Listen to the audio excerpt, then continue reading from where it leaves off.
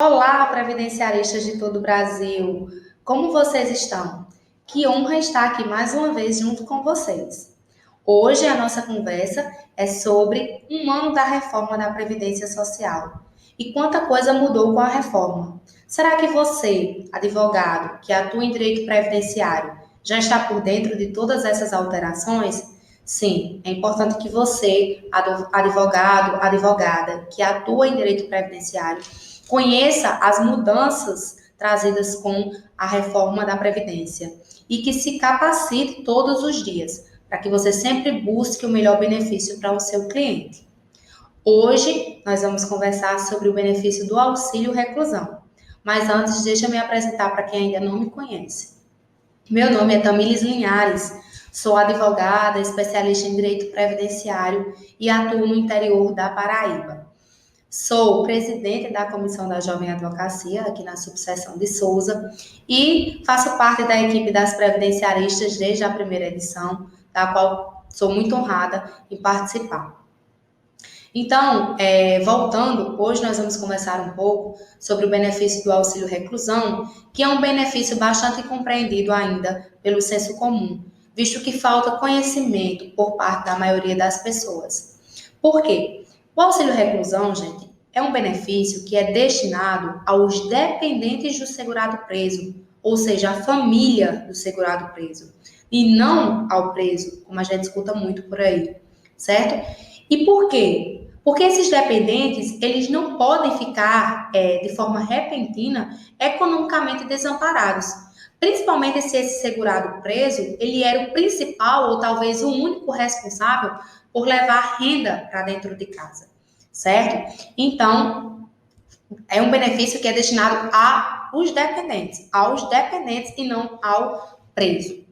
Aqui eu trago a fundamentação do auxílio reclusão, artigo 201, inciso 4º da Constituição Federal, certo? E o artigo 80 da Lei 8.213 de 91, a Lei de Benefícios, já com as alterações trazidas pela Lei 13.846 de 2019, certo? Aí estão as fundamentações. O auxílio reclusão, ele é um benefício que sofreu significativas mudanças, né? Não só agora com a reforma, mas já vem sofrendo mudanças desde a MP 871, que foi convertida em lei, a Lei 13.846 de 2019. Por exemplo, esse benefício, a partir da Lei 13.846, ele passa a exigir uma carência de 24 meses. Ou seja, o segurado ele precisa ter contribuído 24 meses para que os dependentes possam requerer esse benefício. O que já dificulta bastante, né? Porque antes não existia esse critério, esse requisito. Bastava-se que o segurado ele comprovasse a sua qualidade de segurado. O preso ele comprovasse a sua qualidade de segurado para que os dependentes tivessem acesso ao benefício. Também tivemos uma grande mudança na questão do valor do auxílio reclusão, que agora não poderá mais ser superior a um salário mínimo, de acordo com o artigo 27, que eu vou colocar agora na tela para vocês, parágrafo 1º, que diz, 27 da Emenda Constitucional 103. Até que lei discipline o valor do auxílio reclusão, de que trata o inciso 4º do artigo 201 da Constituição Federal, que eu mostrei agora há pouco, seu cálculo será realizado na forma daquele aplicável à pensão por morte, não podendo exceder o valor de um salário mínimo. O que, na minha opinião, fere, né, o princípio da proteção social, mas, claro, é uma opinião minha e respeito às demais opiniões. Então, quais são os requisitos para a concessão desse benefício? Vamos colocar aqui os requisitos. Bom, o primeiro requisito é que o segurado ele deve estar preso em regime fechado. Antes havia a possibilidade do segurado que também estivesse em regime semiaberto, certo? Os dependentes pudessem requerer esse benefício. Agora, prestem atenção, somente o segurado que estiver preso em regime fechado, certo? Segundo requisito, o segurado não pode estar recebendo salário nem outro benefício do INSS. O segurado não pode estar recebendo auxílio-doença, pensão por morte, salário-família, aposentadoria ou abono de permanência em serviço, certo? Então, é outro requisito. Um terceiro requisito que nós temos aí é ter baixa renda. E o que é, né, ter baixa renda? Como comprovar ter baixa renda? Bom, todos os anos o INSS ele publica uma portaria interministerial e nessa portaria consta o valor máximo da renda bruta mensal que o segurado ele pode receber. Eu vou mostrar aqui para vocês, vou colocar aqui. Ó, prestem atenção que ela vai alterando ano por ano, certo? Então, é necessário para que o segurado ele seja considerado baixa renda, agora com essa mudança, que os últimos 12, a média dos últimos 12 salários de contribuição do segurado anteriores à prisão, essa média ela seja inferior ou igual aos valores estabelecidos nessa portaria. Vamos voltar para a portaria para a gente dar uma olhada. Ó, por exemplo, se ele foi preso agora no ano de 2020, essa média dos 12 últimos salários de contribuição, ela tem que ser igual ou inferior a R$ 1.425,56, certo? Se o segurado ele foi preso até 17 de junho de 2019, que é a data anterior à Lei 13.846, né, que ela entra em vigor, e se ele foi preso até 17 de junho, não vai fazer esse cálculo dos 12 últimos salários de contribuição, não. Vai ser considerado o último salário de contribuição do segurado, certo? Agora, se a prisão ela ocorrer a partir de 18 de junho de 2019, aí sim, a renda bruta mensal ela é feita pela média dos últimos 12 salários de contribuição do segurado antes da sua prisão, certo? Uma observação bastante pertinente que nós devemos fazer é que o STJ, ele tinha pacificado a sua jurisprudência no sentido de que quando um segurado desempregado fosse preso, né, ou seja, no momento da prisão, o segurado encontra-se desempregado. Então, o salário de contribuição, a renda mensal bruta, que seria considerada, é zero. Ou seja, para o critério de aferição de renda, esse segurado não tinha renda. Será considerada ausência de renda, certo? Então, esse tema já estava pacificado no STJ. Só que o que aconteceu? Ao julgar o ARE, que é o recurso extraordinário com agravo 11.22.222, né, pelo relator ministro Marco Aurélio, esse recurso ele foi interposto pelo INSS em face de acórdão regional que havia desconsiderado a renda do último salário de contribuição na hipótese de segurado desempregado. E o STF, gente, deu provimento ao recurso, certo? E reafirmou a sua jurisprudência no sentido de que a renda do segurado preso é a que deve ser utilizada como parâmetro para a concessão do benefício. Em face dessa decisão do STF, o que foi que aconteceu? O ministro Herman Benjamin, ele suscitou questão de ordem, que foi acolhida na sessão, acho que foi do dia 27 de julho de 2020, tá? Para que o STJ ele possa reapreciar a sua tese, fixada no tema repetitivo 896, que é o que a gente acabou de ler, de falar, certo? E o que foi que aconteceu? Ensejou a suspensão no território nacional de todos os processos individuais ou coletivos que discutam a questão afetada. Então, o que nos resta é aguardar as cenas dos próximos capítulos, mas é importante essa observação aqui para vocês, certo? Vamos voltar aqui para a questão dos requisitos. Bom, além dos requisitos já falados, nós temos também um quarto requisito, que nós já conversamos, que é ter contribuído por pelo menos 24 meses, ou seja, o segurado deve ter vertido contribuições por pelo menos 24 meses, certo? Existe agora a carência. Bom, e quem são os dependentes? Trouxe aí para vocês, eles são divididos por classes. A primeira classe, nós temos esposo, esposa, companheiro, companheira, junto ao filho não emancipado e menor de 21 anos, filho inválido ou que tenha deficiência intelectual, mental ou grave de qualquer idade. A primeira classe, essa que nós acabamos de ler, ela tem a presunção de dependência econômica, ou seja, não é preciso comprovar que a esposa, que o filho menor de 21 anos dependia economicamente do segurado preso. Já existe essa presunção da dependência econômica, certo? Além disso, essa classe, a primeira, ela vai ter preferência sobre as demais classes.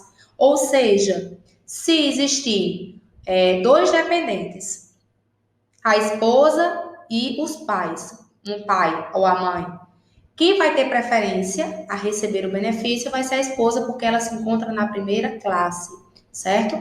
A segunda classe, pais do segurado, preso. E a terceira classe, irmão não emancipado, menor de 21 anos, ou irmão inválido, com deficiência intelectual, mental ou grave de qualquer idade. Essa segunda e terceira classe, diferente da primeira, elas precisam comprovar a dependência econômica, certo? Então, elas não têm presunção da dependência econômica.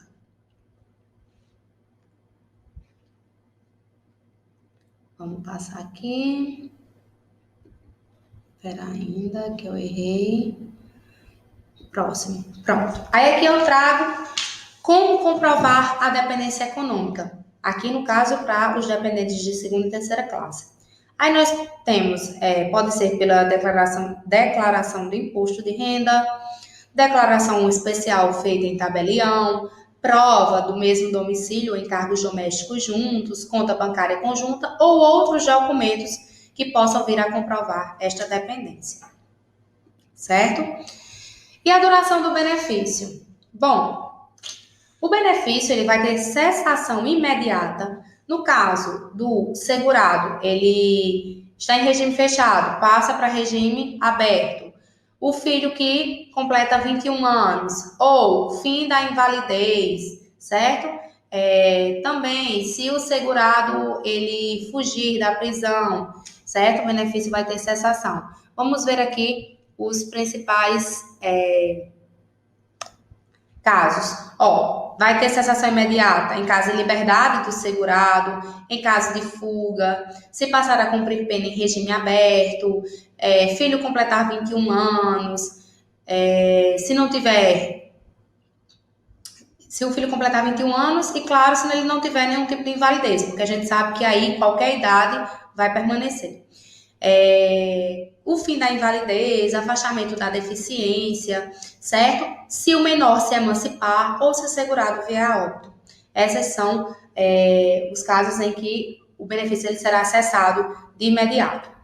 Para os pais, o benefício ele vai durar enquanto durar a prisão. Para esposo, esposa, companheiro e companheira, gente, aí nós temos a questão do tempo de união. Se o segurado ele tem um tempo de união inferior a 2 anos com o dependente, esse benefício só será pago por 4 meses.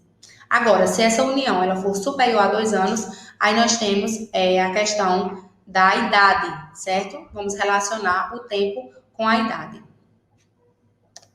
Por exemplo, se o dependente possuir menos de 21 anos, receberá por 3 anos. Se possuir entre 21 e 26 anos, receberá por 6 anos. E aí eu trago todas as previsões para vocês. Bom, quais são os documentos, Tamires, necessários para requerer este benefício? Estão lá no artigo 80, parágrafos 1º e 5º da Lei de Benefícios. Documentos pessoais do preso, prestem atenção, para não esquecer nada. Documentos pessoais dos dependentes, documentos comprobatórios do vínculo familiar, por exemplo, se é filho, certidão de nascimento, se é casado, certidão de casamento, né, se a dependente é a esposa, ou da dependência econômica, naquele caso de ser de segunda e terceira classe, dependentes de segunda e terceira classe. Documentos que comprovem a relação previdenciária do preso, né, por exemplo, a CTPS, né, que aí vai comprovar a qualidade de segurado. e certidão judicial que comprove o recolhimento à prisão. Lembrando também que a cada 3 meses deverá ser apresentado, gente, a declaração de cárcere, que comprova a manutenção do segurado no regime fechado. Prazo. Tem prazo para requerer o benefício? Olha, não tem prazo especificado em lei, certo? Mas o dia que você vai requerer o benefício vai influenciar na data de início do benefício, que nós chamamos de DIB. Por exemplo, se você vai requerer o benefício no prazo de até 90 dias, o que é que vai acontecer? A DIB, ou seja, a data de início do benefício, vai ser da data do recolhimento da prisão. Vai ser igual, certo? Agora, se você vai requerer após 90 dias de que o segurado foi preso, aí a DIB será do dia que você deu entrada no requerimento. Observação, no caso do menor de 16 anos, ou seja, um dependente, que é menor de 16 anos, esse prazo de 90 dias, ele passa a ser de 180 dias, certo? Então, se ele entra até 180 dias, fica a data da prisão. Se ele entra após 180 dias, a DIB será a data de entrada do requerimento. Aí você pode me perguntar, mas por que é tão importante que a DIB ela seja a data do recolhimento à prisão? Óbvio que dessa forma você vai ganhar mais dinheiro, né? Porque os valores serão contabilizados desde a data da prisão. Por exemplo, vamos supor que um homem é preso, certo? Um segurado é preso e a esposa, a única dependente, vai requerer o benefício do auxílio reclusão. Então, ele foi preso dia 6 de março de 2020 e em regime fechado, e a esposa ela tem até 90 dias, ou seja, até 4 de junho de 2020, para requerer esse benefício. Se ela faz nesse período, a DIB, ou seja, ela vai receber o benefício desde a data da prisão do seu esposo, certo? Agora, se ela não pede nesse prazo de 90 dias, ou seja, que termina dia 4 de junho, ela pede dia 12 de junho de 2020, após 90 dias da prisão do seu esposo, então a DIB, nesse caso, será da data de entrada do requerimento, tá certo? Bom, depois de tudo isso, já estou passando um pouco aqui do tempo previsto, eu queria só finalizar dizendo que o benefício do auxílio reclusão, gente, ele é um benefício que vai garantir a estabilidade, certo? Da família do preso. Ele não é um benefício concedido ao criminoso, não, certo? Ele é um benefício concedido à família do segurado preso, para que esta não fique desamparada, certo? As pessoas da família, os familiares, eles não podem ser responsabilizados, punidos por um crime cometido por seu familiar e dessa forma também ficarem desamparados economicamente. Então é por isso que existe o benefício do auxílio reclusão, para dar estabilidade financeira à família do segurado preso, certo? Então era isso que eu tinha para conversar com vocês. Foi um prazer mais uma vez estar aqui. Qualquer dúvida, estou à disposição na rede social e pelo e-mail. Um beijo, um abraço, boa sorte na caminhada e lembre-se, não desista, certo? Um beijo e até a próxima.